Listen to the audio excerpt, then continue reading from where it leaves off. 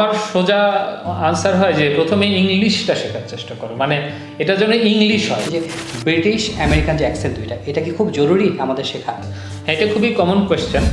এখন কেউ যদি জিজ্ঞেস করে আমাকে যে স্যার ব্রিটিশ ইংলিশটা শিখবো নাকি আমেরিকান ইংলিশটা শিখবো নাকি অস্ট্রেলিয়ান না কানাডিয়ান ইংলিশটা শিখবো, তো আমার সোজা আনসার হয় যে প্রথমে ইংলিশটা শেখার চেষ্টা করো, মানে এটা যেন ইংলিশ হয়। মানে ব্রিটিশ হতে হবে, আমেরিকান হতে হবে, এই চিন্তাভাবনা বাদ দাও মাথা থেকে।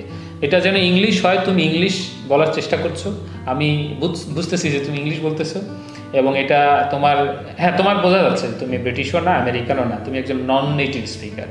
তো নন নেটিভ হওয়া তো কোনো সমস্যা না, আমি তো বাইবর্ন নন নেটিভ ইংলিশের।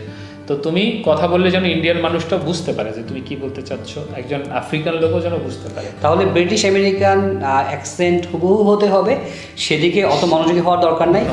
আমরা ইংলিশটা যেন আগে ইমপ্রুভ করতে পারি। হ্যাঁ, নিউট্রাল আন্ডারস্ট্যান্ডিংটা যেন ক্লিয়ার, প্রোনাউন্সিয়েশনটা ক্লিয়ার হইলে হবে। এক্স্যাক্টলি, আপনি একটা সুন্দর কথা বলেছেন। অ্যাকসেন্ট বনাম প্রোনাউন্সিয়েশন খুব আমার কারেক্ট প্রোনাউন্সিয়েশন দরকার। হ্যাঁ, কারেক্ট স্ট্যান্ডার্ড নিউট্রাল প্রোনাউন্সিয়েশন। আর এখন তো অনেক সহজ, কারণ আমরা যদি গুগলে সার্চ দিই যে টেবিল প্রোনাউন্সিয়েশন কি, সে বলে টেবল।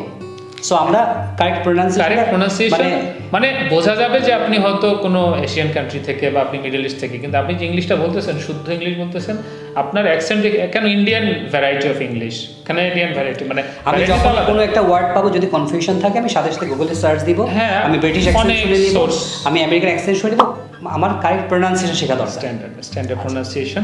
সেক্ষেত্রে ক্যামব্রিজ ইউনিভার্সিটি ইভেন আইএলটিএস পরীক্ষার ক্ষেত্রেও তো বলা আছে যে মানে অ্যাকসেন্ট যেটা স্পিকিং পার্ট, সেখানে কিন্তু অ্যাকসেন্টের কথা বলা হয় না যে আপনার অ্যাকসেন্ট হতে হবে ব্রিটিশ, বলা হয়েছে যে প্রোনাউন্সিয়েশনের নাম্বার আছে, মানে মার্কিং ক্রাইটেরিয়া প্রোনাউন্সিয়েশন। ওখানে ব্রিটিশ বা আমেরিকান অ্যাকসেন্টের কোনো কথা নাই, হ্যাঁ অ্যাকসেন্ট কোনো শব্দ নাই ওখানে। সুতরাং দেখা যাচ্ছে আমরা যদি বলি যে হ্যাঁ তাহলে কি ইন্ডিয়ান অ্যাকসেন্টে বললে কি আইএলটিএসে ভালো পাওয়া যাবে স্পিকিংয়ে, হ্যাঁ যাবে না কেন?